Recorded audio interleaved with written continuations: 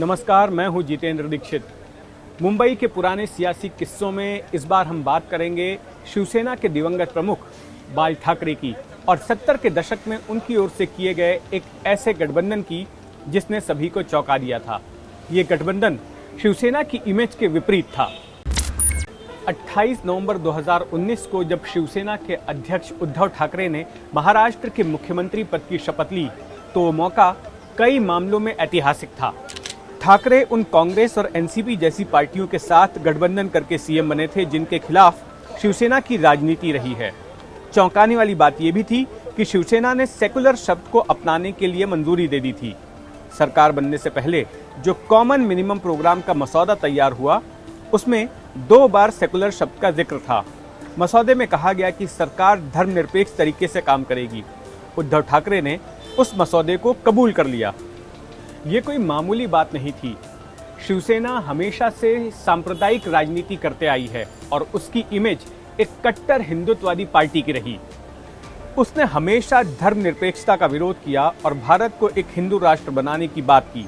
लेकिन बीजेपी से नाराजगी और सत्ता की चाहत ने ठाकरे से ऐसा फैसला करवा दिया। अपने 2 साल के कार्यकाल में ना ठाकरे सरकार ने और ना ही शिवसेना ने कोई मुस्लिम विरोधी गतिविधि की है। जिस तरह से साल 2019 में उद्धव ठाकरे ने सभी को चौंकाया, उसी तरह से उनके पिता बाल ठाकरे ने भी 70 के दशक में सभी को चौंका दिया था। उस वक्त बाल ठाकरे ने भी वो किया जो किसी ने सोचा न था। उन्होंने शिवसेना के कट्टर दुश्मन मुस्लिम लीग से समझौता कर लिया और मुस्लिम लीग के नेताओं के साथ मंच भी साझा किया। इसके पीछे की कहानी बड़ी दिलचस्प है। 60 के दशक में जब शिवसेना बनी तो उसका प्रमुख एजेंडा था भूमिपुत्रों को न्याय। महाराष्ट्र सिर्फ मराठी भाषियों के लिए है, इस नारे के साथ शिवसेना ने व्हाइट कॉलर नौकरियों पर दबदबा रखने वाले दक्षिण भारतीयों के खिलाफ हिंसक आंदोलन छेड़ दिया। लेकिन चंद सालों में ही उसकी इमेज एक हिंदुत्ववादी संगठन की भी हो गई। बाल ठाकरे मुसलमानों के खिलाफ आक्रामक भाषण देते थे और अक्सर उनके निशाने पर मुस्लिम लीग रहती थी। शिवसेना का सियासी सफर बीएमसी के साथ शुरू हुआ। 1973 के बीएमसी चुनाव के पहले कांग्रेसी पार्षद अमीन खंडवानी ने बीएमसी सभागृह में वंदे मातरम के गाए जाने का विरोध किया और जमकर कांग्रेस और मुस्लिम लीग के खिलाफ प्रचार किया। नतीजे आने पर शिवसेना सबसे बड़ी पार्टी बनकर उभरी, लेकिन अपने उम्मीदवार सुधीर जोशी को मेयर बनाने के लिए उसे कुछ सीटें कम पड़ रही थी। ऐसे में ठाकरे ने मुस्लिम लीग के साथ अघोषित गठजोड़ कर लिया और जोशी मेयर बन गए। इसके बाद मुस्लिम पार्षदों के वंदे मातरम गाए जाते वक्त सभागृह से बाहर रहने पर से आपत्ति हटा ली गई। मुस्लिम लीग की मदद से बीएमसी में शिवसेना का मेयर तो बन गया, लेकिन बाहर दोनों ही पार्टियों में दुश्मनी बरकरार थी। शिवसेना सुप्रीमो बाल ठाकरे और मुस्लिम लीग के नेता जीएम बनातवाला सार्वजनिक सभाओं में एक दूसरे के खिलाफ खूब जहर उगलते थे। ठाकरे की तरह बनातवाला की इमेज भी एक आक्रामक वक्ता की थी।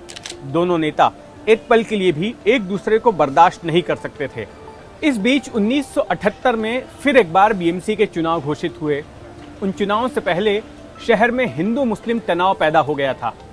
कुछ लोगों ने सोचा कि अगर दोनों ही समुदाय के कट्टर नेताओं को एक ही मंच पर ले आया जाए तो शहर में अमन कायम करने में मदद मिलेगी। आश्चर्यजनक तौर पर उनके प्रयासों को सफलता मिली और दोनों नेता साथ आने के लिए तैयार हो गए। नागपाड़ा के मस्तान तालाब पर सभा का आयोजन किया गया, जहां हजारों लोगों की भीड़ को ठाकरे और बनातवाला ने संबोधित किया। पहले ठाकरे बोले और फिर बनातवाला। हालांकि अपने अपने भाषणों में दोनों नेताओं ने एक दूसरे पर हल्के फुल्के कटाक्ष किए, लेकिन ये एक ऐतिहासिक मौका था।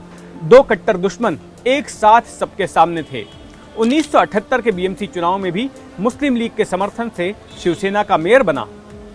शिवसेना के मुस्लिम लीग के साथ आने ने सभी को चौंकाया जरूर, लेकिन अगर शिवसेना के इतिहास को देखें तो शिवसेना भूतकाल में कई ऐसी पार्टियों के साथ गठबंधन कर चुकी है जो कि कभी उसकी दुश्मन रही या फिर गठबंधन खत्म होने के बाद फिर से दुश्मन बन गई। आज शिवसेना और कांग्रेस एक साथ सत्ता में हैं, लेकिन पहले भी 70 के दशक तक कई बार शिवसेना और कांग्रेस ने बीएमसी चुनाव और विधानसभा चुनाव में एक दूसरे से हाथ मिलाया है।